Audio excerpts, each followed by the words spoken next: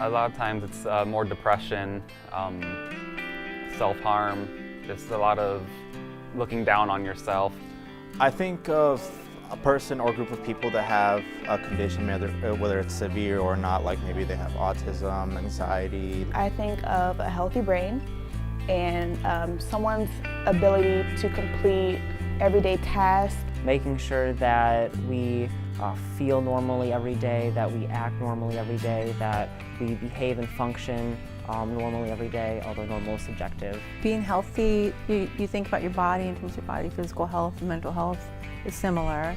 You're taking care of your brain and how your mind functions. I think about the stability of not only someone's mind, but also like how they really take care of themselves and how they feel.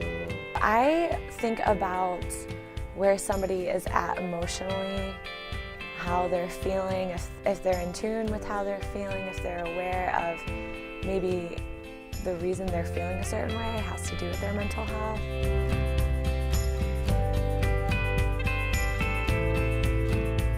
In some ways, college can be very stressful, especially on a lot of incoming freshmen not really used to it. Yes, my stress and anxiety has gone up significantly. Definitely. I've recently started therapy on campus. Yes, that's not even a question. Yes, absolutely. I've had a lot of ups and downs in college. I've had depression, suicidal thoughts, all kind of crazy type things, but on the rise now, more of a positive attitude, but college takes you on some highs and lows. Oh yeah.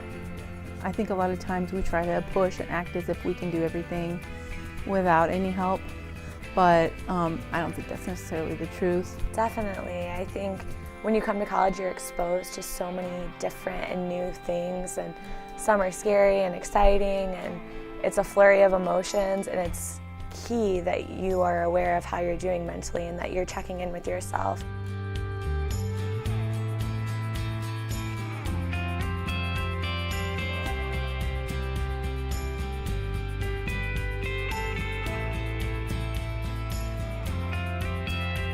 A lot of people are probably too afraid, because we have these social standards. Probably because people may be embarrassed, they don't realize that they have something, they don't want to talk to people, and a lot of people who have a condition might just not want to talk about it. I think there's a huge stigma with mental illness. A lot of people think it's a bad thing to get help. It's a long process, you have to make sure you have insurance covers it. If you don't have insurance, how are you going to pay for it? So there's those financial barriers, and then there's also personal barriers. Do I feel comfortable talking to people about my problems? First of all, the stigma, that's probably the biggest thing about, well, you're crazy, but then it's like, no, they're not crazy. It might be a pride thing. Sometimes it's also just an embarrassment thing. You just don't want to admit that. A lot of people have really stereotypical thoughts about what mental health is.